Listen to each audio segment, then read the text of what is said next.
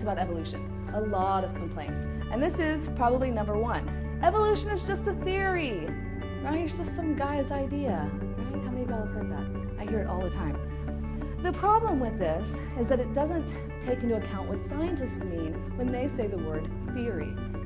Most people think that scientists take hypotheses that become theories, that then become laws, and that then become facts. And then it's this hierarchy of certainness. That's not how scientists use the word. It's very different than how the layperson uses that word. What we do is we take facts that help us develop hypotheses that then help us discover laws and from which we develop theories. Now let me explain this a little bit further. So we have a fact. A fact is defined as a repeatedly confirmed observation. If you were to take an apple and drop it, it hits the ground, right? We do this a lot. This is sort of the basis of everything. Reason why we're not currently flying off the face of the earth is because you drop something and it falls. Okay? You can do this multiple times and that pin or that apple will still fall. So we take these repeatedly confirmed observations and we build a hypothesis. We go, what will happen if I drop it from a tree? What will happen if I throw it up first? What happens if I drop it over a body of water? Is it going to hit the ground or does it float? What happens? We create predictions based on the fact of an apple falling.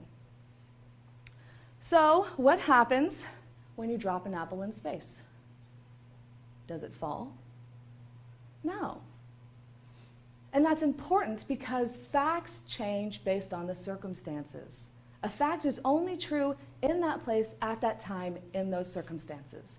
When the apples may start flying up tomorrow. We don't consider it likely, but it's entirely possible. Facts are not predictive. They're only describing what has happened. So in reality, hypotheses are more significant when it comes to science because we base them on our collective facts. We use facts to help us make predictions. Again, facts are only based in the past. Hypotheses can help us discern stuff that's going to happen in the future. So we take our tested facts and we take our hypotheses and we are able to develop or really discover laws. A law is defined as a descriptive generalization that describes the behavior of something under a certain set of circumstances. Two key words here. It's descriptive and it's about behavior. Okay? Laws, that's all they do. They're usually represented mathematically. In this case, we're talking about the law of gravity. But they don't tell us anything else other than what is going to happen and allows us to make predictions and to gauge and make plans about what we're going to be doing. So from this, we still don't know why. We know what's going on, but we don't know why it's going on. And that's what a theory is. A theory is defined as an explanation based on all the available evidence from facts and laws and tested hypotheses. And that's the key thing. It is an explanation. Theories explain. So when people talk about evolution being just a theory, they're dismissing the fact that the periodic table of elements is a theory.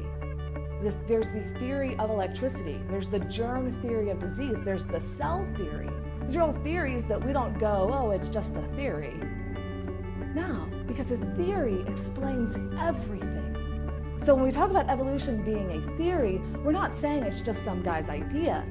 We're talking about it explains everything in science.